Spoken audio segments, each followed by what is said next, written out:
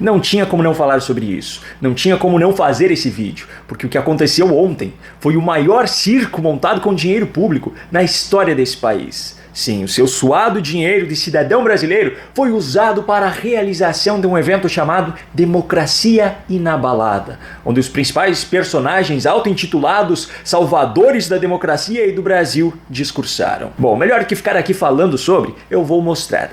Teve discurso do presidente do Senado, do presidente do Supremo e de outras pessoas, mas nós vamos focar aqui nos discursos dos dois principais personagens dessa história, o herói do Supremo e o herói do povo. Comecemos então pelo aviso dado por Alexandre de Moraes.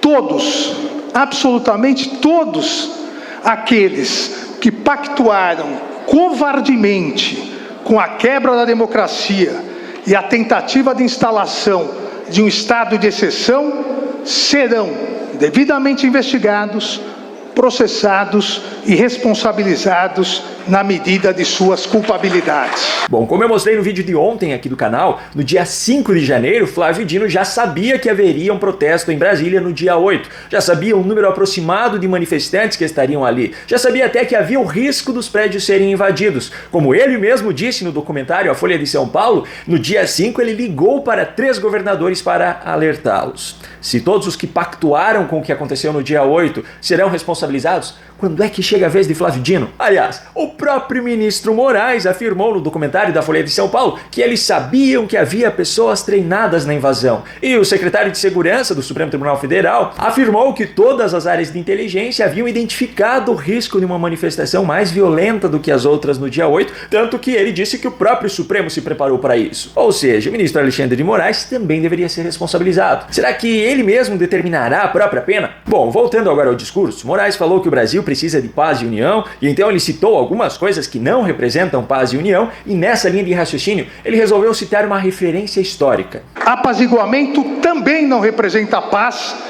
nem união. Um apaziguador, como lembrado pelo grande primeiro-ministro inglês Winston Churchill, é alguém que alimenta um crocodilo esperando ser o último a ser devorado. Peraí, volta um pouquinho. Quem foi que disse isso? Winston Churchill. Não, eu não entendi direito. Quem? Winston Churchill. Peraí, deixa só eu conferir uma coisinha aqui.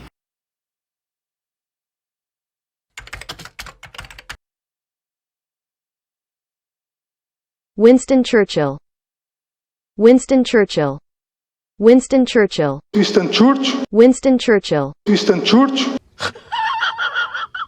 O que nem mesmo esse Winston Churchill aí esperava é que Alexandre de Moraes teria a capacidade de usar o 8 de janeiro como argumento para defender mais uma vez a regulamentação e a censura das redes sociais. E finalmente hoje, também é o momento de olharmos para o futuro e reafirmarmos a urgente necessidade de neutralização de um dos grandes perigos modernos à democracia, a instrumentalização das redes sociais pelo novo populismo digital extremista.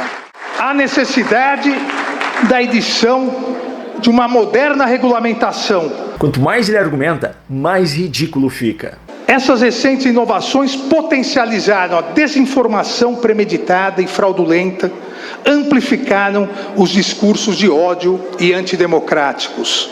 A ausência de regulamentação e a inexistente responsabilização das plataformas, somadas à falta de transparência na utilização da inteligência artificial e dos algoritmos, tornaram os usuários suscetíveis à demagogia e à manipulação política, possibilitando a livre atuação desse novo populismo digital extremista e de seus aspirantes a ditadores. Calma, que ficou ainda pior. Esse maléfico e novo populismo digital extremista evoluiu na utilização dos mesmos métodos utilizados pelos regimes nazista e fascista no início do século XX. Sim, os mesmos métodos utilizados pelos nazistas e pelos fascistas no início do século XX. Naquela época, tudo também era combinado através das redes sociais. Só que naquele tempo, se não me engano, não era Instagram, era o Orkut ainda. Das war ein Befehl!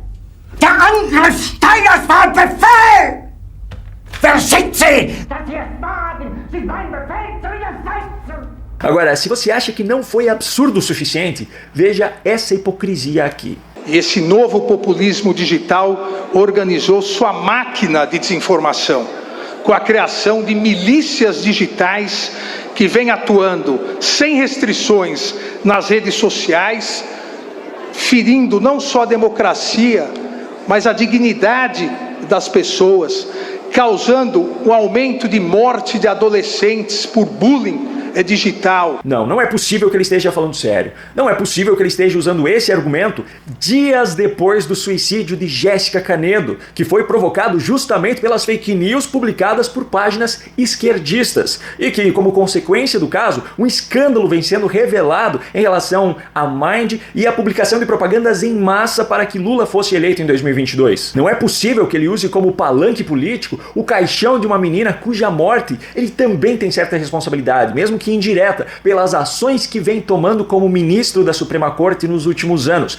de combater ideologias de direita nas redes sociais, sempre sob o argumento de estar combatendo as fake news, enquanto permite que os verdadeiros produtores e propagadores de fake news, como essas páginas esquerdistas, do caso Jéssica Canedo, atuem livremente. Seu Alexandre, o povo brasileiro já não aguenta mais tanta hipocrisia. Bom, deixando agora de lado o discurso hipócrita de Alexandre de Moraes e partindo para o discurso hipócrita de Lula, e também tentando resgatar um pouco o clima mais ameno desse vídeo, eu destaquei aqui um trecho de Lula falando sobre como seria o cenário do Brasil hoje caso os protestos tivessem feito com que ele não fosse mais o presidente.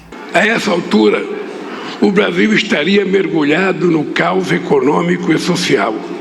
O combate à fome e à desigualdade teria voltado a estaca zero. Nosso país estaria novamente isolado do mundo e a Amazônia em pouco tempo reduzida a cinzas. Calma, porque piorou e piorou muito. Adversários políticos e autoridades constituídas poderiam ser fuzilados ou enforcados em praça pública, a julgar por aquilo que o ex-presidente golpista pregou em campanha e seus seguidores tramam nas redes sociais.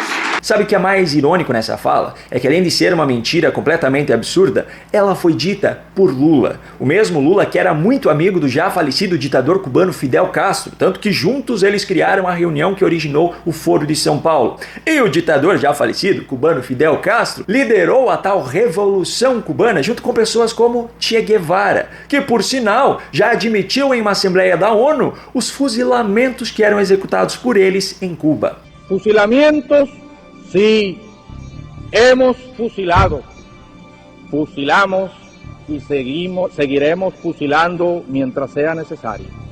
Nuestra lucha es una lucha a muerte. E esse mesmo Lula ainda teve a cara de pau de se colocar como exemplo a ser citado.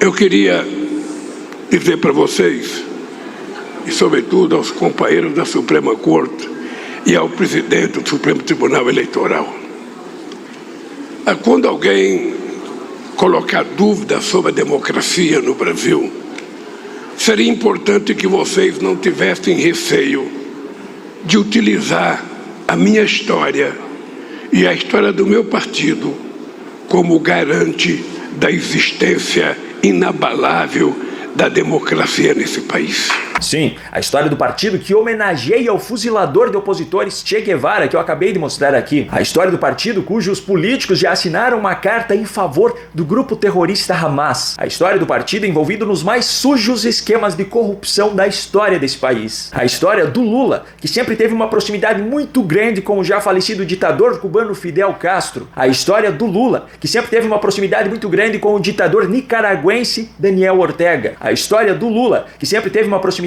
muito grande com o ditador venezuelano Nicolás Maduro. Se essas histórias são um exemplo da democracia brasileira, mais do que nunca fica provado que a democracia brasileira é relativa. Aliás, muito mais relativa do que democracia de fato. Se você ainda não assistiu ao vídeo de ontem, que mostra evidências de que eles já sabiam de tudo o que aconteceria no 8 de janeiro, vai aparecer aqui no canto da sua tela o vídeo para que você assista. Não se esqueça de se inscrever no canal e também ativar o sininho de notificações, pois só assim você garante que receberá todos os conteúdos novos que nós publicamos por aqui. Um grande abraço e até o próximo vídeo.